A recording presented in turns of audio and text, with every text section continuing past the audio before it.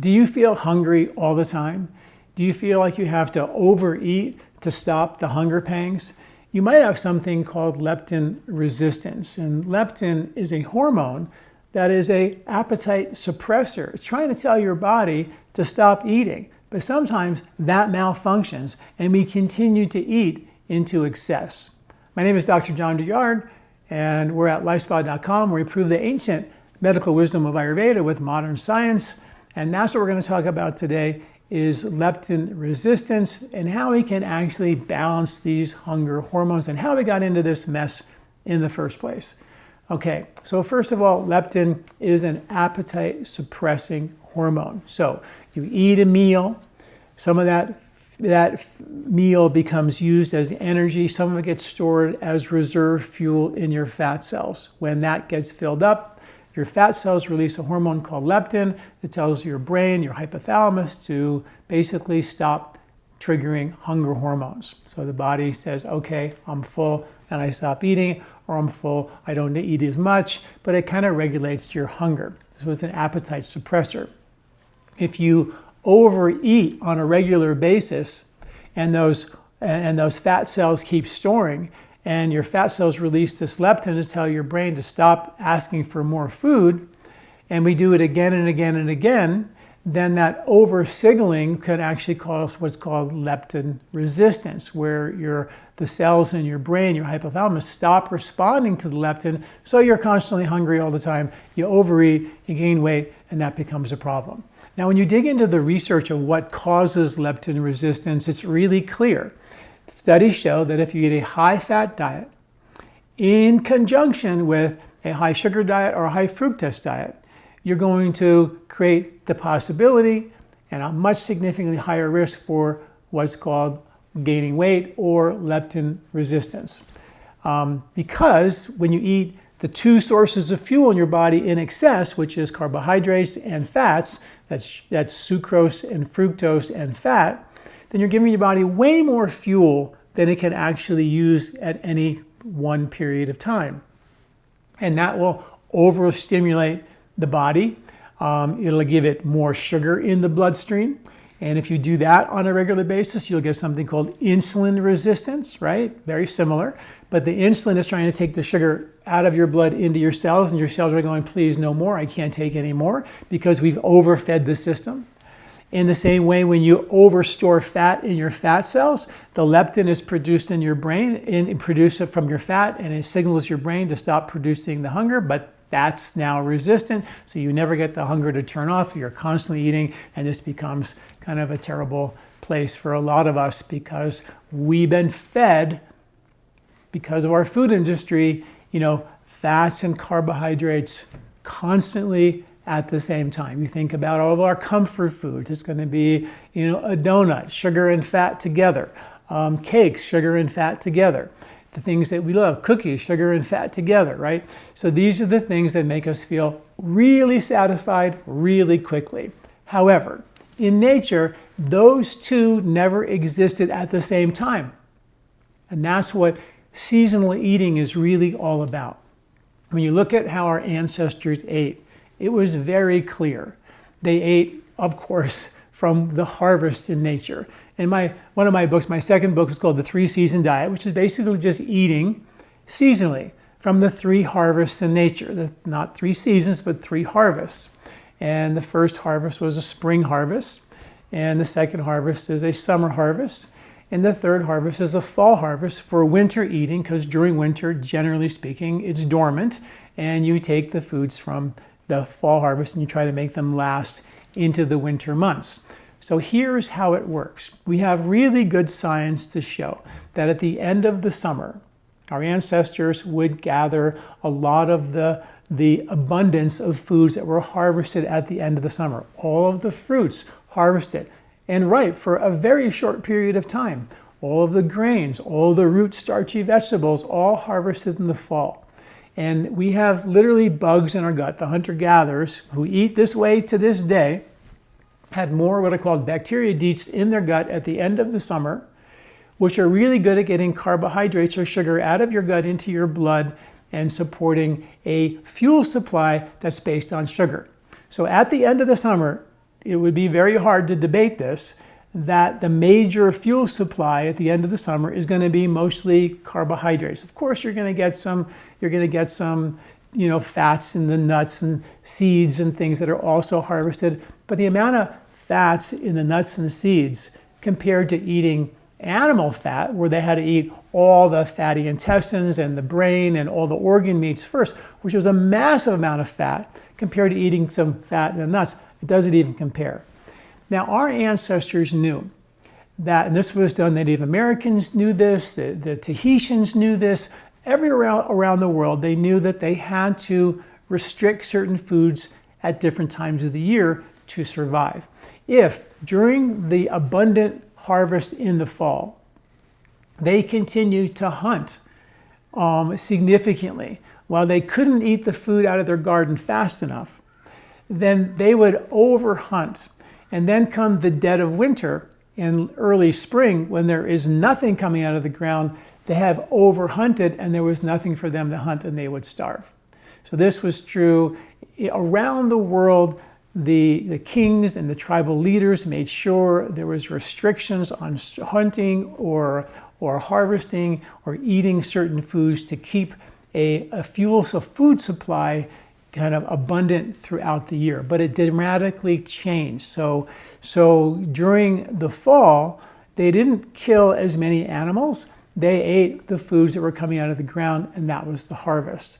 Now, come springtime or late winter, when your beans and your grains and your fruits and the root vegetables are all gone, you're going to have to hunt. All of our ancestors hunted.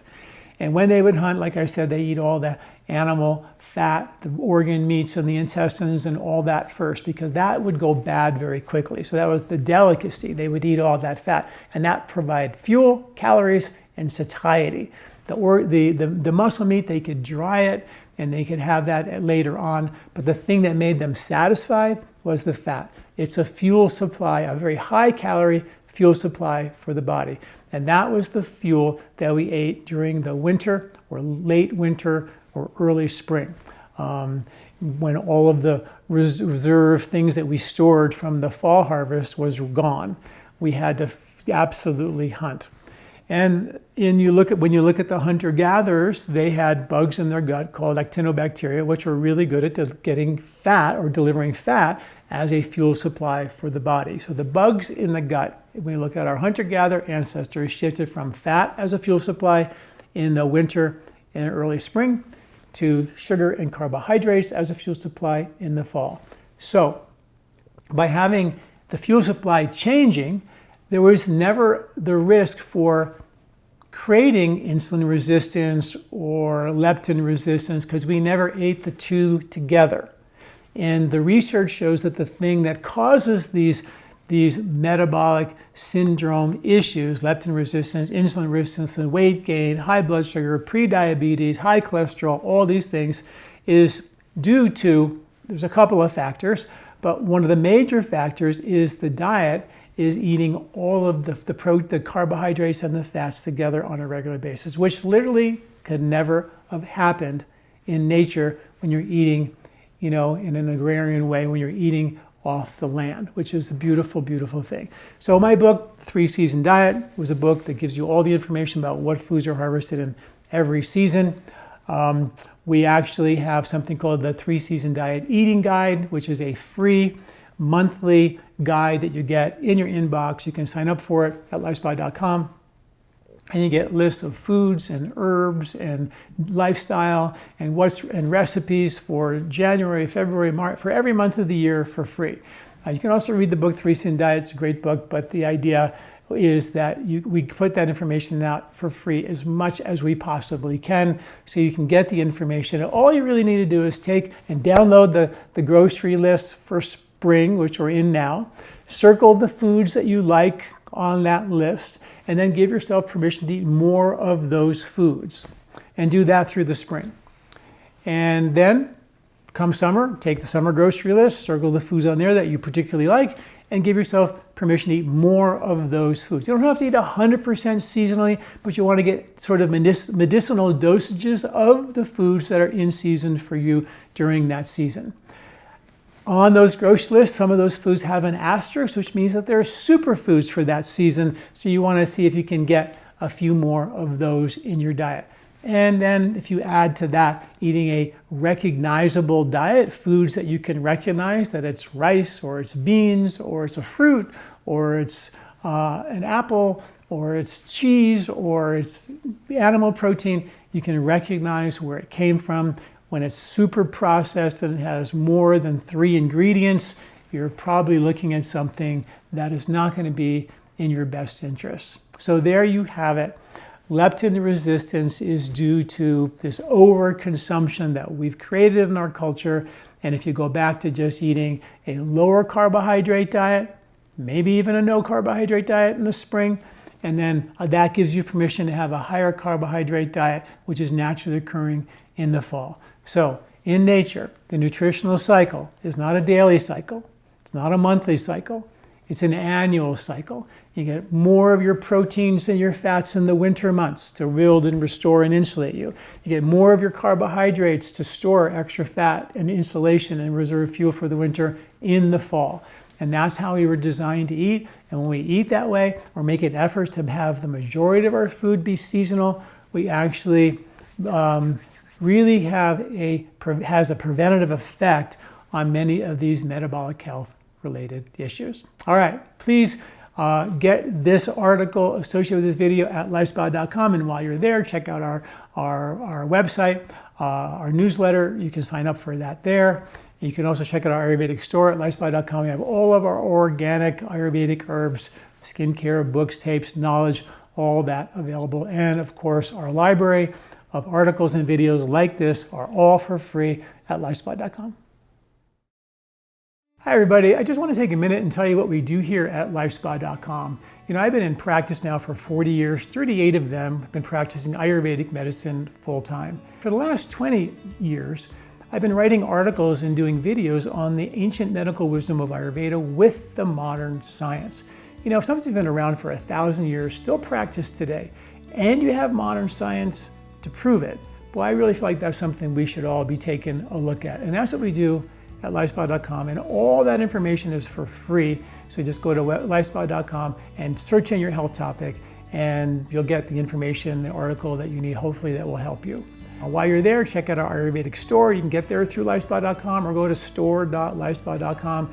And there we have all of our organic Ayurvedic herbs, organic skincare line, more books, tapes, knowledge that we give you is all there at our store. All of our cleansing kits are there in our store. All of our herbs are whole herbs with the natural occurring microbiome, the way it came out of the soil. And that's critically important, because if I took the bugs out of you, you'd be completely different. We take the bugs away from a plant, like sterilizing, making an extract, or spraying your food with pesticides, you lose significant benefit of that plant.